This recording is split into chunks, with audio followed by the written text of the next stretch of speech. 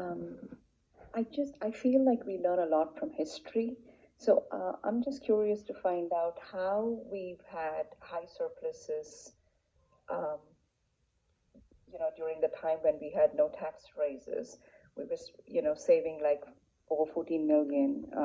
How did we manage to do that?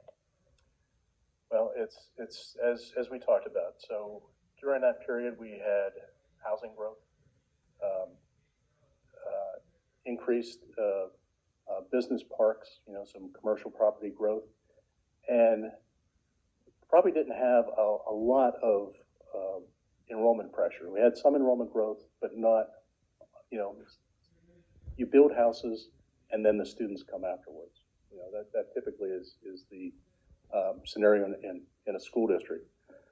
So for that period of time, we generated more revenue than we had in expenses.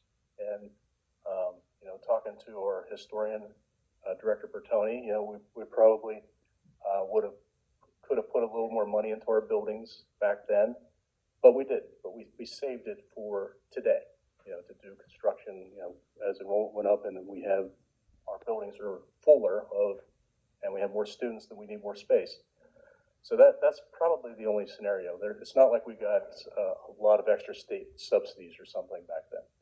Dave, don't you think we didn't show several years prior, but the several years prior to where we started, there were increases, and maybe those increases obviously didn't need to be as big as they were.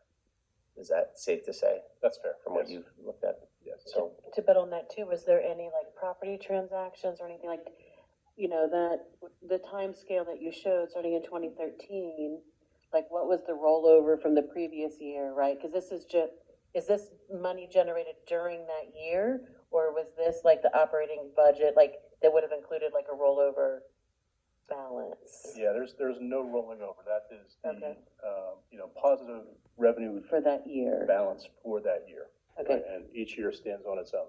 So there was no other net increase from like a property transaction or things like that are occurring during those time frames? Yeah, I mean, there's always going to be that. That's a constant theme in a district of this size. There's always big property transactions. I just saw where the Ashbridge.